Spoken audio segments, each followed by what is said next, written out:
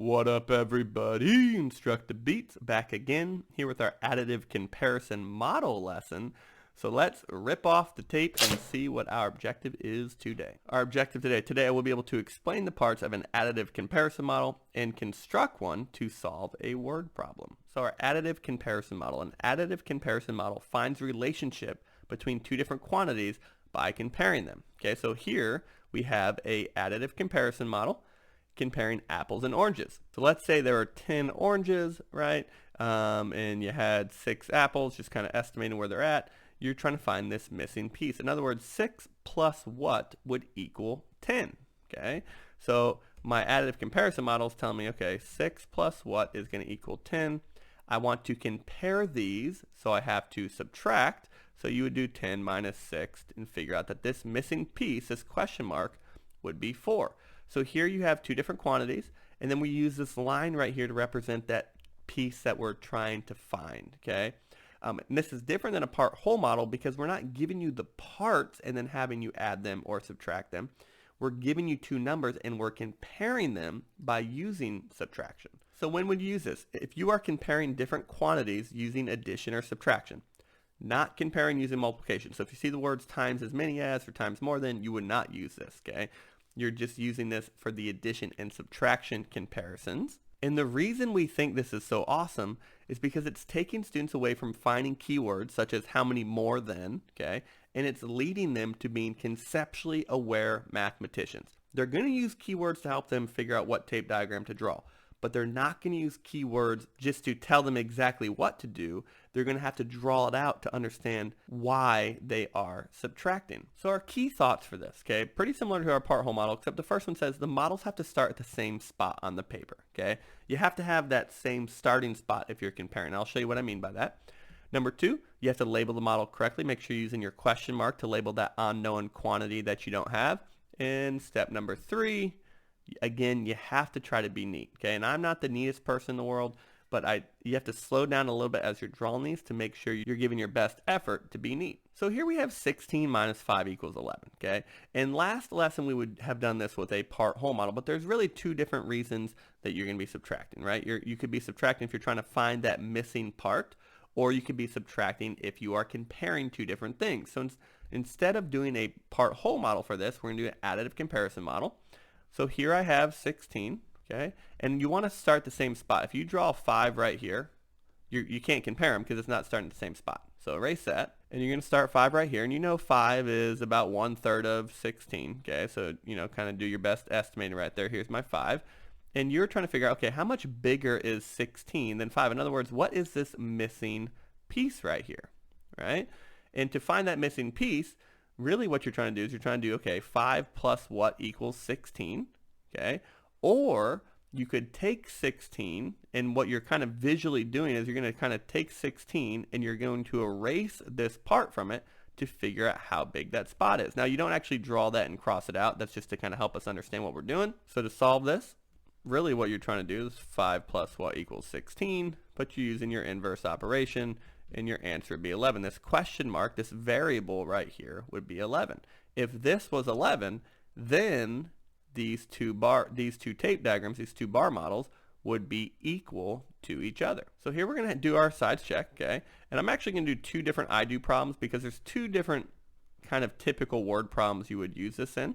And so my statement's going to say how many more cars does Sarah have than Elijah? So I'm going to say Sarah has blank more cars than Elijah. Now when I go back in and identify, I'm looking for anything about cards because that's what my statement's asking for. I'm looking for anything about Sarah and anything about Elijah. So Sarah has 326 Pokemon cards. And again, taking this to the next level, you could ask your students, why are you circling that? Why? It's not because it's a number, it's because it's about Pokemon cards, and my statement's about cards. Her brother Elijah has 187 Pokemon cards. How many more cards does she have than Elijah? So a lot of teachers would just teach them, okay, when you see how many more than, you're subtracting, okay? And that's great, but really what you should have that conversation is, what are you doing here? You're comparing Sarah and Elijah. So you're doing an additive comparison model. So I'm going to draw two different bar models, one for Sarah and one for Elijah. Now, if you're not able to look at the numbers and figure out that Sarah should be more than Elijah's, that's okay. if they're like, okay, which tape diagram is bigger? Well, the question says, how many more does Sarah have? So you can make that inference that Sarah has to have more Pokemon cards. And that's a teaching point you can use for some of your students who are struggling with this. So here I have my bar model for Sarah, okay, and that's 326 cards. If I round that to 300 and then I round Elijah up to 200, I see that this should be about 2/3, okay, of the way there. That's a higher level thinking skill, but that's bringing that estimation piece into it that so much of our curriculum has. And so I have 187, and I want to know, okay, how much more does Sarah have than Elijah? In other words, what is this question mark here? So then once you've talked about it, right, you know that you're really trying to add something to 187 to make it equal to 326, but to find this missing piece, you need to subtract. You're going to compare them by subtracting. So here is your equation. You could write it with a variable if you wanted to, right? That next step for some of your high students would be to write this using an algebra equation using that variable, so they can kind of visually see what's happening in their algebra equation. And then when they get to algebra, it'll make a lot more sense because they've been doing it since, I don't know, 2nd grade. And so we've done our statement, we've identified, we've developed our plan, we wrote our equation, and now we just need to solve it. And like I've said so many times before, the tape diagram isn't necessarily how you solve the question.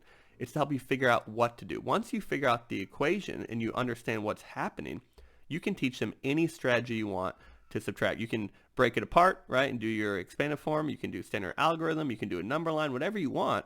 The tape diagram is just helping you understand what's happening conceptually. And no matter what you do, you get the answer 139. And so you would say Sarah has 139 more cards than Elijah. So that's one way you would use this. Let's take a look at another way. So here's one of the questions that my students struggled with the most, because if you're not taking your time and have a word problem strategy, they rush through it. And we'll show you what you mean. You probably already know if you've done this a while what I'm talking about, but I'm going to do my sides check. My statement's going to say how much do they have all together, or so they have blank cards all together. When I go back, I'm identifying anything about cards. Again, take that next step. Ask them why they're circling what they're circling. It shouldn't be because it's numbers. They should be able to explain to you. So you know right now that you're going to circle 100 cards, okay? You're going to circle all together, and you're going to put a plus sign right there, right? Because you're annotating what you're supposed to be doing. One of my favorite things right here, because a lot of students would just grab 80 and said Sarah has 80, and then later they're telling me Sarah has 80, but she has 100, and it just gets really confusing, right? But if you're teaching them to take their time, it doesn't say Sarah has 80, it says Sarah has 80 more than Elijah, right? So Sarah has 80 more than Elijah.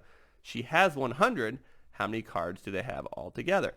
So at this point, if they're confused, they don't know what to do, we're trying to make them into independent thinkers, right? So what you teach them is, you're comparing Sarah and Elijah because it said 80 more than or 80 less than. So you are going to draw an additive comparison model. So I'm going to draw Sarah and Elijah because I know I'm comparing them, okay? Now, I'm going to draw them equal at first. So this is a additive comparison model. Just looks a little bit different at first, okay? Because I like to use it a little bit differently for these questions. And it says Sarah has 80 more than Elijah. So they had the same, but then Sarah had another 80, okay? So Sarah has another 80. Altogether, she has 100 cars. So that's the first step. So you can draw this right here, okay, if you want to, but you already know it's 80. So if you want to label it twice, that's fine, okay? And then, so my next step, and this one takes some practice. You have to do some of these, but once they get it, it makes these questions so easy for them to be able to do, okay? Because what you're thinking is, with tape diagrams, you want to get equal groups if possible. So if Sarah has 80 more than Elijah, okay, if I got rid of this 80 right here, how much would be left? So again, it kind of takes us back to our part-whole model, okay, because it's kind of a part-whole model and an additive comparison model together. So if I got rid of 80, I'd subtract 100 minus 80, and that would be 20, right? So I'd have 20 right here. So if I had 80 more, it would make it equal. Now, here's the thing, though. It's not asking you how much Elijah has. We didn't put our question mark here. Our question mark said how much do they have all together. So once we do that, we have to write this question mark. We're going to be adding the two tape diagrams together. So now we know that Sarah had 100 and Elijah had 20. When we add those together, they had 120 all together. So this was a multi-step question, okay? which is why it's so important to put your question mark so you know what your answer is going to be. A lot of people would stop because if this was a multiple choice answer, okay, number A would be 20. Right? Because those people who make these tests, they know what type of answers they're going to pick. They're going to pick the first step of the multi-step. Well, my answer can't be 20 because that's not where my question mark was. My question mark was out here, which means I needed to add them all together. So this is kind of that next step of additive comparison model, something that will take a little bit of practice, but once they get it, once they know how to find that keyword and it helps them understand what's happening and what tape diagram to draw and fill it out, they gradually start to build that conceptual knowledge, and this becomes a very easy question for them to do. And then eventually, right, you could even have them write the algebra equation for it, but that would be that next step. So let's take a look at a we do. All right, so go ahead and pause the video, try this one out by yourself, and then push play and we can check together. So hopefully you just pause it. Now you're solving. It says the restaurant owner ordered 1,000 pounds of chicken on Monday. He also ordered some on Tuesday. He ordered 250 more pounds on Tuesday than Monday. How many did he order on Tuesday? That's a mouthful. That can be really intimidating to a student. But if we break it down, we take it one step at a time, they can do that step, okay? Because I know a lot of students, when I first started teaching, come up to me. They haven't written anything on their paper, and they say, Mr. Butler, I have no idea what to do. I'm confused. Okay, well, now I can say, well, anybody can write a statement and identify. My 3-year-old can write a statement. If the question's asking you how many did he order on Tuesday, it should be very easy for you to say he ordered blank on Tuesday, okay? That's just a basic sentence. Anybody can answer a question by restating it, right? So anybody can do that. So don't come up and bother me until you have that written down. And then based on that, you can go back and you can identify anything. Because if it's talking about what he ordered in something on Tuesday, go back in the word problem and circle anything that he ordered. And when you do that, you have 1,000 pounds of chicken on Monday. He ordered some on Tuesday, okay? He ordered 250 more pounds on Tuesday than Monday. So now you're thinking, wait a minute, this is additive comparison. And then you want to know how much he ordered on Tuesday. So just by making them write the statement and identify it before they come up and ask you, right, what you should be doing, because anybody can do that, okay? Anybody can write a statement and then circle in the word problem what the statement's about or find keywords such as more than, okay? Now they should be able to figure out, wait a minute, I annotated that as additive comparison. I don't need to go ask my teacher right now. I'm an independent thinker. I'm going to draw an additive comparison model. So I know that he ordered some on Monday, right? And he ordered some on Tuesday. I want to draw these equally, okay? So I'm just kind of draw them nice and big right here. Perfect. So at first, I made them equal. Well, there you go. Let's extend this out here to make it equal. But then he ordered 250 more pounds on Tuesday. So he did a little bit more on Tuesday. There we go. And then okay, wait a minute. I put in my 250. That's not how much he ordered on Tuesday. He ordered 250 more pounds, which is why we did additive comparison. I also know he did 1,000 pieces of chicken on Monday. So now they filled out their tape diagram, all right? And so now, at first, they might be confused, and they say, okay, well, where do I put my question mark? Well, your question mark is asking for how much he ordered on Tuesday. So I want to make sure I label everything correctly. And now the thought process that we get them to start thinking is, okay, wait a minute. I know I want to figure out how big Tuesday's tape diagram is, but I don't know this missing piece right here. So they might come up and ask you the first couple times, but once you show them this, then they start to be able to do it by themselves. So they should be able to get here by themselves. Okay, now obviously after a week or two of practicing this, but then for the rest of the year, you're golden, right? Well, wait a minute. If I see that this part right here and Tuesday right here is equal, then if Monday was 1,000, then this part has to be 1,000. So now I did my additive comparison model. I compared these, okay, a little bit differently here. I didn't use my line, but I used another box right here. And I know that I know all the pieces of Tuesday. So now it's just a part whole model that I'm adding together. So you have to add it all up to figure out the whole tape diagram, and your answer obviously be 1,250. Now the solve part, again, however you want to teach it. You want to do number line, you want to do break apart method, you want to do standard algorithm, that's fine. But now I've taken this pretty difficult question for a lot of students, especially when they don't take their time to identify properly. And they don't need to come up and ask you any questions at all after like the second or third week of school once you've worked on this. And now they're independent thinkers. So your additive comparison models can take students, just like we said, from dependent to independent problem solvers. So from students who don't even write anything down on their paper and come up and just ask you as soon as they get it, to someone who can look at it, write a statement, identify, and then let those two things lead them to what they need to do. Thank you so much for checking us out today. We really appreciate it. We know there's lots of different options online. We'd love to have you join our Instructabeats family by clicking that button to subscribe. Again, thank you so much. Instructabeats out.